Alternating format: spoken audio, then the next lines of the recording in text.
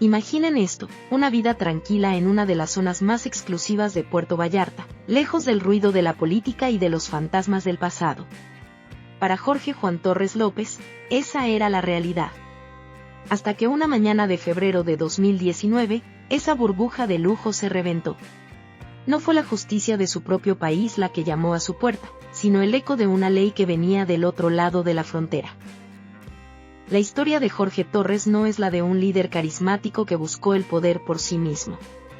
Es la historia del aprendiz, del hombre de confianza, del operador financiero que se movía en las sombras de una figura mucho más grande, Humberto Moreira.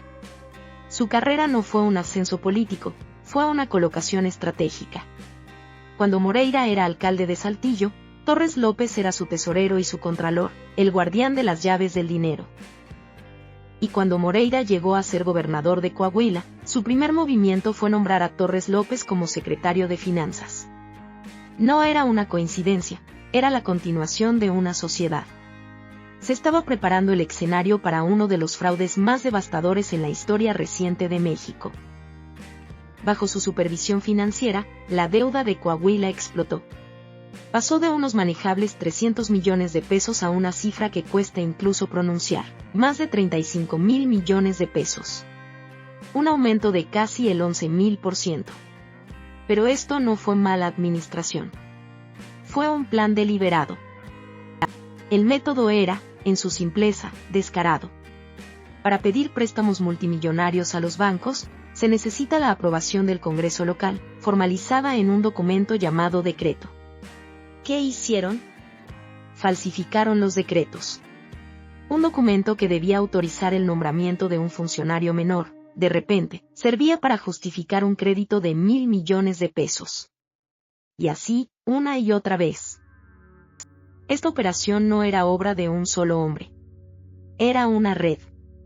Moreira daba la cobertura política, mientras Torres López y su equipo, como el tesorero Héctor Javier Villarreal, ejecutaban la sinfonía financiera.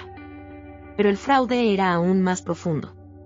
Las investigaciones revelaron que miles de millones de esos préstamos fraudulentos ni siquiera entraron a las arcas del Estado.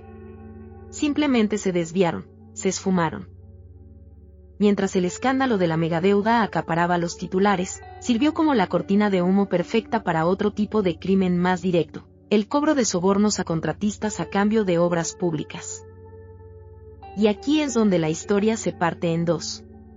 En México, a pesar de la montaña de evidencias, el caso se desmoronó. La investigación oficial fue calificada como una farsa, un acto de justicia simulada. Se ignoraron las pruebas clave, se acusó a los implicados de delitos menores y, al final, las figuras principales, como Humberto Moreira, fueron exoneradas. La justicia mexicana concluyó que no había pruebas en su contra. Para el sistema de su país, el caso estaba cerrado. Pero el dinero no se queda quieto. El dinero viaja. Y en el momento en que esos millones de dólares manchados por la corrupción cruzaron la frontera y entraron en el sistema bancario de Estados Unidos, se convirtieron en un problema para alguien más. El Departamento de Justicia de Estados Unidos no necesitó probar el robo original en México. Se enfocaron en algo más simple de rastrear: el lavado de ese dinero. Siguieron el rastro. Vieron cómo los sobornos pagados en México eran transferidos a cuentas en Texas. De ahí, el dinero saltaba a un paraíso fiscal, a una cuenta de inversión en las Bermudas a nombre de Torres López. Y finalmente, regresaba a Estados Unidos para comprar propiedades, como una lujosa mansión en una comunidad privada en Montgomery, Texas.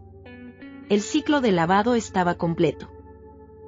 Con este rastro de migas de pan digital y el testimonio de cómplices clave que decidieron cooperar, como su propio tesorero y el empresario que admitió haber pagado los sobornos, los fiscales estadounidenses construyeron un caso blindado. Tras casi 8 años como fugitivo, Jorge Torres López fue arrestado y extraditado.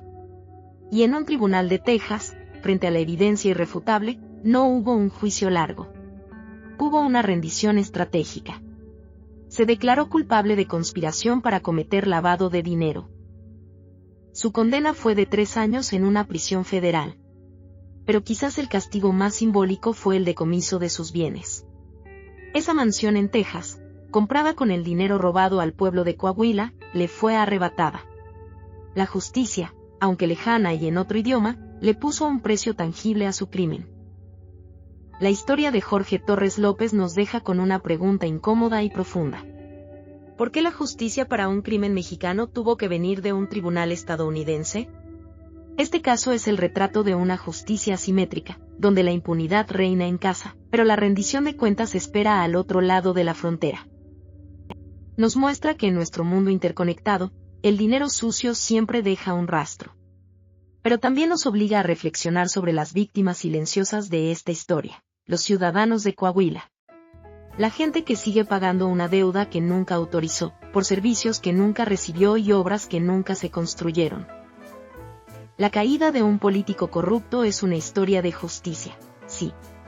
Pero también es un recordatorio del largo camino que queda por recorrer para que esa justicia no sea una excepción que llega del extranjero, sino la norma que nace y se cumple en casa.